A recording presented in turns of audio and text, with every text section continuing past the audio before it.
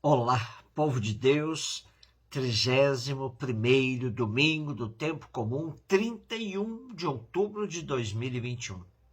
A nossa reflexão de hoje é a partir de Deuteronômio 6, de 2 a 6, de Hebreus 7, de 23 a 28 e Marcos 12, 28b a 34. Servimos-nos hoje de parte da reflexão de nossos irmãos exegetas de Portugal. O texto de Deuteronômio, o segundo livro da lei, que hoje temos, começa com o tema do temor a Deus. Expressão muito frequente no Primeiro Testamento e que significa a reverência e o respeito e a pronta obediência à vontade divina, a confiança inamovível no Deus que não falha, a humilde renúncia aos próprios critérios, a adesão incondicional à vontade de Deus, a aceitação plena das propostas e dos mandamentos de Deus. Temer a Deus é estar disposto a renunciar à autossuficiência e não aceitar a busca da felicidade fora dos preceitos de Deus. Temer a Deus pode também ser traduzido na expressão cara ao irmão Carlos de Foucault, abandonar-se em Deus. Nosso texto também trata do conhecido Shema Israel, que significa escuta Israel. É um texto central do judaísmo que desde finais do século I é rezado diariamente, de manhã e de tarde, por todos os judeus piedosos. No universo religioso judaico, o verbo escutar aqui usado define uma ação em 3 tempos. Ouvir com os ouvidos, acolher no coração, transformar em ação concreta aquilo que se ouviu e que se acolheu.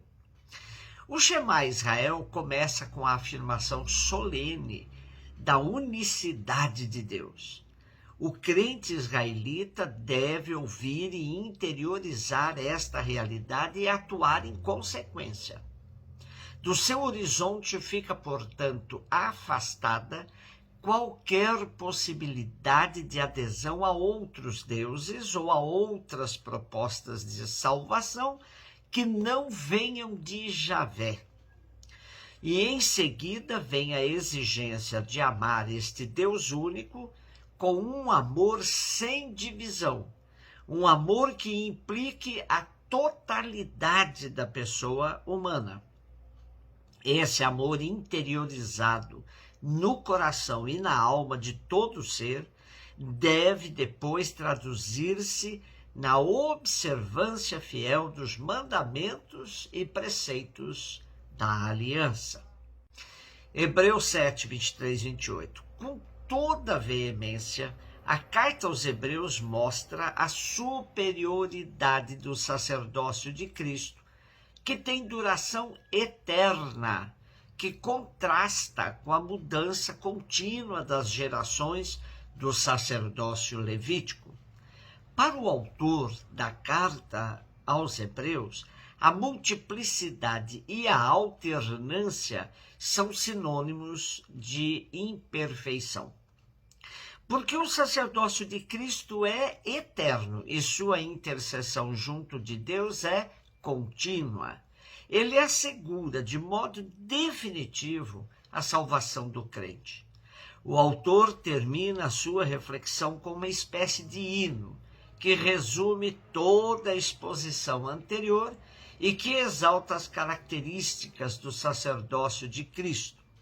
Ele é o sumo sacerdote, santo, inocente, imaculado, separado dos pecadores e elevado acima dos céus, porque pertence à esfera do Deus Santo. Além disso, ele não tem necessidade de oferecer todos os dias sacrifícios pelos pecados próprios e alheios, porque se ofereceu a si próprio de uma vez por todas em sacrifício perfeito.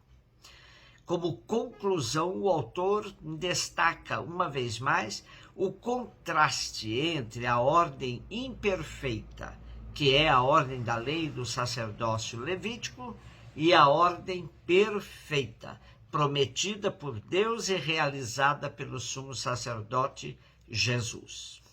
E nosso texto de hoje apresenta-nos Jesus Cristo como o sumo sacerdote que veio ao mundo para cumprir o projeto salvador do Pai e para oferecer a sua vida em doação de amor à humanidade. Cristo, com a sua obediência ao Pai e com a sua entrega em favor de todas as criaturas, diz-nos qual a melhor forma de expressarmos o nosso amor a Deus. Marcos 12, 28b a 34. Um mestre da lei aproximou-se de Jesus e perguntou: qual é o primeiro de todos os mandamentos? E Jesus respondeu: o primeiro é este: ouve, ó Israel, o Senhor nosso Deus é o único Senhor. Amarás o Senhor teu Deus de todo o teu coração, de toda a tua alma, de todo o teu entendimento e com toda a tua força. O segundo mandamento é: amarás o teu próximo como a ti mesmo. Não existe outro mandamento maior do que estes. O mestre da lei disse a Jesus: muito bem, mestre, na verdade é como disseste.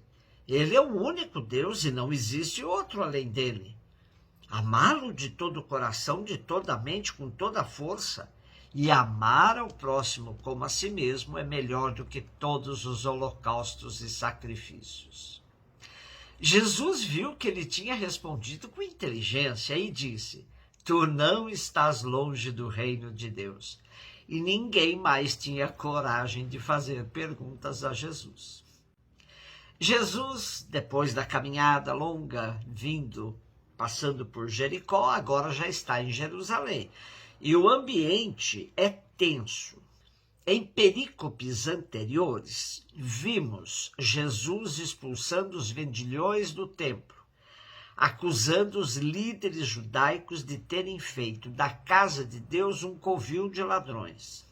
Logo em seguida, ele havia contado a parábola dos vinhateiros homicidas, acusando os dirigentes de se oporem de forma continuada à realização do plano salvador de Deus.